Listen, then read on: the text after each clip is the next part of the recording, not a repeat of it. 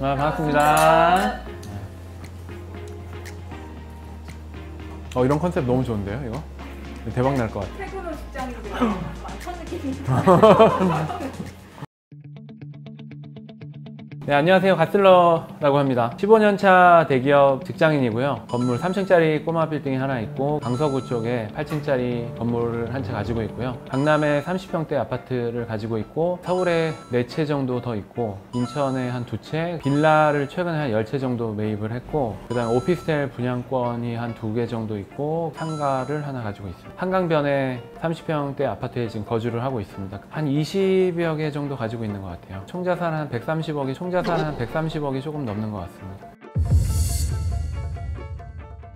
2007년도에 제가 회사를 입사를 했고요. 그때 한 푼도 없어가지고 3,500만 원을 이제 대출을 해서 회사 근처에 이제 원룸 생활을 이제 시작을 했고 결혼을 2012년도에 제가 결혼을 했고 한 7천만 원 정도 있었던 것 같아요. 그리고 와이프하고 뭐 합쳐서 한 1억 원 되는 돈을 가지고 마포에 도화 우성 아파트라고 있거든요. 2억 1천만 원에 제가 전세를 들어가게 됐어요. 14년도가 됐죠. 2년이 지나고 나서 전세 재계약을 하는데 30만 원을 올려달라고 하셔가지고 재계약을 하긴 했는데 너무 화가 나서 이제 집을 사자. 옥수동에 4억 3천만 원에 자가를 처음으로 이제 매입을 하게 됩니다. 대출을 한 2억이 넘게 받았던 것 같아요. 그리고 나서 1년이 지났는데 아파트 값이 한 1억 정도 올랐던 것 같아요. 그때 이제 이 책의 공동저자였던 젠틀파파를 만나게 됩니다. 그 전부터 저한테 얘기를 했던 게 있어요. 부동산 투자에 대해서 얘기를 많이 했고 얘 원래부터 돈이 많았나? 약간 이런 생각도 좀 있었고 별로 물어보지도 않았어요. 그래서 또 뭘 샀다는 거예요. 그때 마침 막 귀에 들어오지도 않았지만 상계동에 아파트를 샀다. 뭐 이렇게 아파트를 사? 야, 너 돈 있어? 그랬더니 회사에서 빌려주잖아. 그 얘기를 하더라고요. 알아보니까 회사에서 대출을 해주는 게 있더라고요. 그래서 한 1억 5천까지 한 3%에 빌려준다는 거예요. 바로 그 다음날 휴가를 내고 바로 갔어요.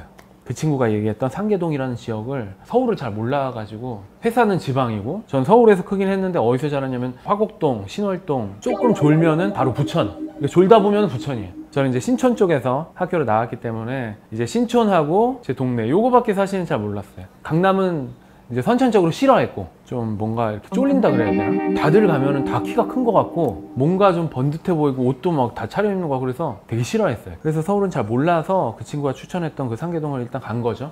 이렇게 보다 보니까 그냥 평지고 좋더라고요. 그리고 회사에서 1억 5천까지 빌려준다 그러고 그때 뭐 보너스 받은 거 이것저것 하니까 3, 4천은 있었고 그래서 덜컥 그냥 1억 9천짜리 아파트를 하나 산 거예요. 그날 세 채를 보고 잘 모르니까 일단 부동산을 찾아갔는데 첫 번째 부동산 들어갔더니 거기 어떤 할아버지가 계시더라고요. 이렇게 위아래 훑어보더니 나가라는 식으로 얘기를 하시더라고요. 보여줄 집 없다고 약간 이렇게. 그 아저씨는 판단이 서는 거죠. 이 오랜 경험 끝에 이렇게 생긴 애가 이런 모양새를 하고 당일날 와서는 계약을 안 한다. 그럴 필요가 없잖아요. 이제 계산이 딱 서니까 뭐 집 없다 이렇게 나가라 그러요. 근데 떨어질 거라는 그런 불안감이나 이런 거 없었어요? 두려움? 처음 이게 투자하는 거잖아요. 불안감. 그러니까 떨어진다고 생각을 안 했던 것 같아요. 그걸 경험해보지 못해서. 그러니까 2012년도에 전세를 살고 14년도에 또 이제 재계약을 했잖아요. 매매가가 어땠는지 제가 잘 모르겠어요. 그 당시에 부동산에서 얘기를 해준 거는 이거 뭐 매매가도 오르고 전세가도 올라서 재계약을 하실 때 돈을 더 주셔야 됩니다. 이렇게 얘기를 하긴 했어요. 그때도 올랐다고 생각했고 14년도에 샀는데 16년도에 올랐으니까 또 올랐다고 생각을 했고 떨어진다고 생각을 안 했던 것 같아요. 어떻게 보면 좀 무식한 투자자였던 거죠. 그랬는데 그러다가 이제 공부를 하기 시작합니다. 부동산 책을 꼭 한 3권에서 4권을 사가지고 갔거든요. 소위 말하는 그 손품이라고 하는데 우리가 임장을 가잖아요. 그럼 발품이고 손품은 인터넷에서 이제 어디에 뭐가 있고 학교는 어디에 있고 뭐 이런 걸 찾아보는 거예요. 근데 되게 중요한 정보들은 발품보다 훨씬 손품이 되게 중요하다는 거. 내가 발품을 팔아요 만약에. 그럼 이게 좋은지 나쁜지 아시겠어요? 예를 들어서 썩어가는 아파트가 하나 있는데 이렇게 보는 거예요. 내가 발로 뛰면서 여기가 아파트가 되게 오래됐네. 그 가치를 알 수 있을까요? 내가 그 썩어가는 아파트를 보면서. 근데 알고 보니까 여기가 30억이 나와요. 동탄에 내가 지금 새 아파트에 지금 10억짜리 살고 있는데 이 무슨 썩어가는 아파트가 30억이야. 그런 정보는 내가 발로 뛰어서 아는 게 아니고 인터넷에 다 나와 있죠. 인터넷에. 손품이 엄청나게 중요한 거예요. 그래서 그 아파트에 대한 정보는 누가 안다? 그 아파트 커뮤니티 아니면 안티들이 많아요. 그러니까 아예 알려지지 않은 아파트는 일단 거르세요. 뭐 한 동짜리 이런 것들 있잖아요. 투자 가치가 없는 거는 사람들이 아예 글을 쓰지조차 않아요.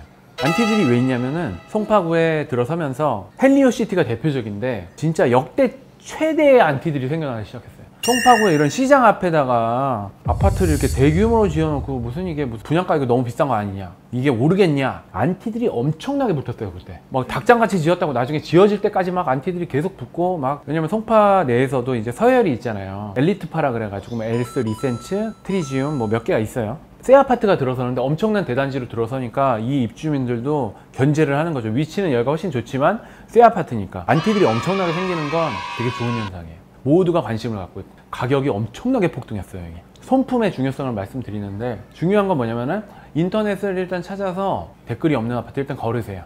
뭐 1억 이하짜리 아파트도 투자 수요, 투기 수요가 들어가잖아요. 댓글도 있고 글도 있어요. 뭐 분석도 해놔요. 그런 거 사세요. 남들이 주목하는 아파트 사시면 되고, 모두가 얘기하는 강남, 뭐 요즘에는 용산 많이 뜨고 있죠. 마용성 뭐 이런 거 들어보는 아파트들 있잖아요.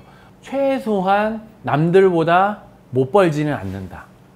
비싸서 못 가죠. 그렇죠. 남들이 다 가는 데는 이게 그렇긴 해요. 그렇긴 한데 이제 그런 아파트 위주로 찾아보시면 좋고, 조금 이제 저렴한 아파트들도 말씀드린 것처럼 커뮤니티가 있다든지 재건축 커뮤니티 이런 거 많거든요. 찾아보시는 게 되게 좋다. 제가 이제 손품을 많이 팔았고 책을 한 50권 정도 읽으니까 투자적인 마인드를 어떻게 가져야 되고, 하락기는 어떻게 대처를 해야 되며, 통계는 어떻게 봐야 되고, 이런 거 시계열 통계 뭐 이런 게 다 나와 있거든요. 그래서 이게 86년도부터 지금까지 해서 쫙 나와 있어요. 몇 프로가 올랐는지 그런 거를 또 공부를 하고 여러 가지를 공부를 했단 말이에요. 정말 과감한 분들이 있어요. 그런 분들 책을 읽으면 막 심장이 두근두근 거려서 그날은 반드시 계약을 해야 되는 날. 매물을 발견하면 남들보다 먼저 선점한다는 거 확신이 있으면 두 번 돌아보진 않아요. 근데 우리의 문제점은 뭐냐면은 또 검토를 해본다는 거. 또 검토를 해보면 계속 검토를 하면 당연히 다른 결과가 나올 수밖에 없고, 저는 그런 과정을 다 생략하고 처음에 딱 보고 여러 가지 쭉 검토해서 제가 맞는 포인트들 딱딱딱딱 그게 맞다고 생각하면 바로 그걸 지르는 스타일인 것 같아요. 상계동 아파트를 살 때는 월세 들어오는 거 안정적으로 들어올 수 있는지 이런 걸 이제 본 거고, 갭 투자를 한다 그러면 전세가가 떨어질지 이런 걸 보는 거고, 중요한 포인트들. 과연 내가 이 집들을 오랫동안 보유를 할 수 있을지, 임차인들이 만약에 나갔을 경우에 동시다발로 나가면 어떻게 되나, 그거에 대한 리스크는 없는지, 그게 가장 중요하다고 생각하고 그 포인트를 집중 점검하는 거죠. 다른 건 중요하지 않다고 생각하고, 여러 가지 모든 포인트를 내가 다 보고 100% 만족하면 좋겠지만 세상에 그런 거는 찾기가 되게 어려워요.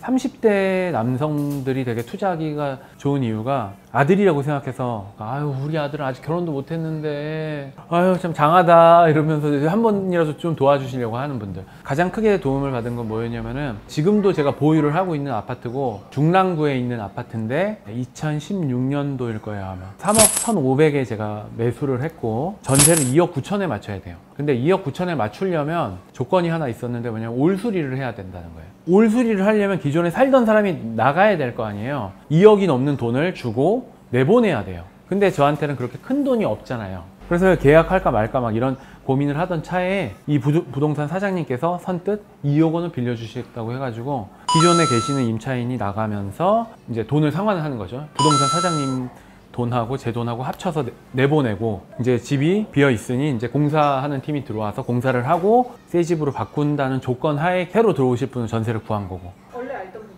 분이었어요? 아니 처음 보는 분이고, 그냥 가능하죠.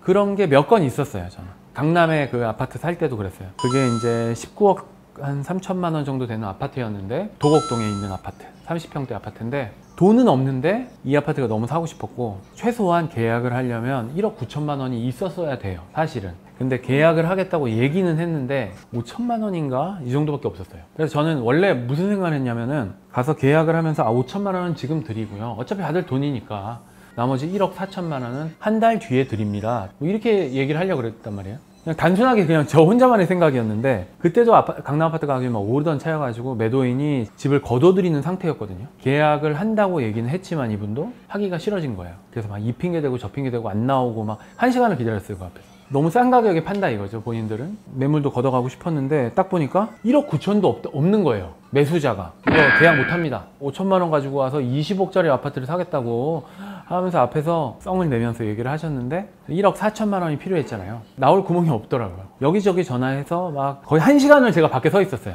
근데 부동산에 부르더라고요 저한테. 5천만 원 빌려주시겠다고. 이게 어떻게 가능하죠? 아니 왜? 그만한 거야 이게? 근데 이게 재밌는 게 있어요. 뭐냐면은 5천만 원을 빌려주잖아요. 거래가 성사가 되잖아요. 복비가 1,000만 원이에요. 1,000만 원. 제가 주는 게 1,000만 원, 저쪽에서 주는 게 1,000만 원, 2천만 원을 벌 수 있어요.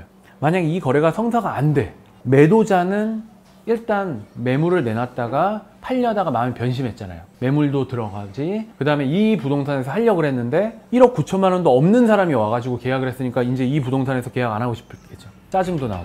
그 순간 2천만 원이 날아가는 거예요. 최대한 돈을 빌려줄 수 있겠죠. 이런 경우는. 믿음이 있나요? 어떤 믿음이요?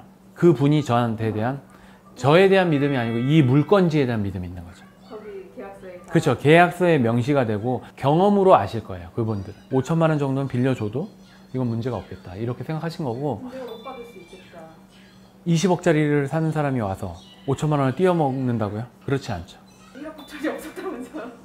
1억 9천이 없었지만 5천만 원을 빌렸잖아요. 제가 나머지 9천만 원을 또 만들었어요. 전화를 해가지고 이제 저한테 와서 이제 처음에 물어보신 거죠. 얼마가 필요하냐 물어보신 거고, 이렇게 해서 몇 천만 원 정도는 지금 현재 확보가 됐고 나머지 5천만 원은 지금 준비 중인데 지금 아직 이거는 좀 더 문의를 해봐야 되겠다. 저에 대한 신용도 평가는 딱 아셨겠죠, 이분이. 전화로 해가지고 1억 정도를 땡길 수 있는 사람이면 내가 5천만 원 정도는 띄지 않겠네? 등기가 넘어가잖아요. 등기가 넘어가면 내가 2천만 원 양타로 받을 수 있으니까 이거는 뭐 괜찮은 케이스. 저 같아도 빌려줄 것 같고, 그런 분들도 있었고 이런 분도 있었어요. 그 아파트는 지금도 이제 보유를 하고 있는 아파트는 신트리에 있는 아파트예요. 그게 어디냐면은 목동 아시죠? 목동이랑 딱 도로를 하나 사이에 두고 여긴 신정동이고 여긴 목동이에요. 시세가 여기는 엄청 높은데 예를 들어서 그 당시에 10억인데 여기는 그 당시에 2억 얼마인 거예요. 도로를 하나 사이에 두고. 이렇게 난리가 있나? 물론 여기는 약간 언덕이긴 해요. 이렇게 많이 나는 얘는 당연히 따라가지 했는데 이 아파트는 한 채 더 사고 싶었어요. 이제 부동산 사장님이 그러시더라고요, 저한테. 한 채까지는 괜찮은데 여기 진짜 안 오른다고. 여긴 목동도 아니고 대로변 하나만 있는 것 같지만 여기 엄청나게 큰 차이가 있다. 살려면은 다른 데를 살아, 차라리. 그렇게 얘기를 하셔가지고 제가 한 채밖에 안 샀어요. 그 당시에 제가 2억 3천에 사가지고 전세 2억 1천에 맞췄거든요. 2천만 원 들여 샀잖아요. 지금 7억이 넘었어요, 여기가. 아직도 가지고 있고 2천만 원에 한 5억 정도 올랐으니까 퍼센트로 보면 한 2,500% 정도 되죠. 그거를 가끔 생각을 해요. 그러니까 이분 말을 안 듣고 샀으면, 돌아보면 그런 거죠. 도움을 주시려고 한 건데 어쨌든 큰 도움은 못 됐지만 어쨌든 여러 가지로 공인중개사분들을 만나면서 느낀 점도 많고 참 정도 있구나. 30대 초반에 남성이 부동산에 들어가서 거래를 하기는 되게 괜찮구나. 더 잘생긴 남성은 어떨까? 이런 생각을 해요. 5억도 빌릴 수 그러니까 5억도 빌릴 수 있고 막 그러지 않을까 싶어요. 네. 우리가 집을 살 때는 한 번쯤은 꼭 트라이를 해볼 필요 있어요. 말 몇 마디로 1,000만 원 깎게 되게 쉽거든요. 내고를 해보는 건데, 공인중개사분한테는 약간 복비를 좀 더 주고 깎을 수도 있어요. 이 집을 꼭 내가 사지 않아도 된다면 공인중개사분한테 이 집 1,000만 원 깎아주시면 제가 계약은 하는데 복비는 2배를 드리겠다. 이런 식의 접근을 하면 쉽게 깎을 수 있죠. 저는 그런 식으로 한 1,000만 원, 2천만 원씩은 깎았어요. 중요한 건 뭐냐면 내가 조급하지 않아야 돼요. A 아파트, B 아파트, C 아파트가 있다. 여기도 하나 던져놓고 여기도 하나 던져놓고 여기도 하나 던져놓는 거예요. 2천만 원씩 깎아주시면 사겠습니다. 2천만 원 깎아주시면 사겠습니다. 복비 2배 드릴게요. 그 얘기를 똑같은 다른 곳에다가 이제 3군데 해놓잖아요. 하나만 걸리면 거기 계약하면 되는 거죠. 뭐 급할 필요도 없고 저는 그런 식으로 해외에서도 거래를 많이 했어요. 요즘은 전화번호만 저장하면 카톡에 뜨잖아요. 그럼 카톡에 뜨면은 카톡으로 연락해가지고 사진 보내달라고, 사진 찍어서 보내주세요. 영상도 찍어주세요. 계약할 의사 있습니다. 이러면 가서 사진 찍고 사진도 보내주세요. 그러면 해외에서도 다 검토가 가능해요. 그 다음에 제일 중요한 거, 이 한마디를 꼭 해야 됩니다. 사장님 믿고 계약하겠습니다. 요거 여태까지는 막 보여줬잖아요. 부담을 확 느끼면서 더 치밀하게 보고 곰팡이는 없는지 이런 것까지 샅샅이 보고 보고를 하죠, 저한테. 곰팡이는 좀 있습니다. 아까까지는 얘기 안 하던 곰팡이가 갑자기 나오는 거예요. 왜냐면 사장님 믿고 거래를 한다고 그랬으니까. 내가 다 파악을 했으면 굳이 가보지 않아도 계약을 할 수가 있죠. 그러면 계좌를 쏘고 했던 것 같아요, 예전에.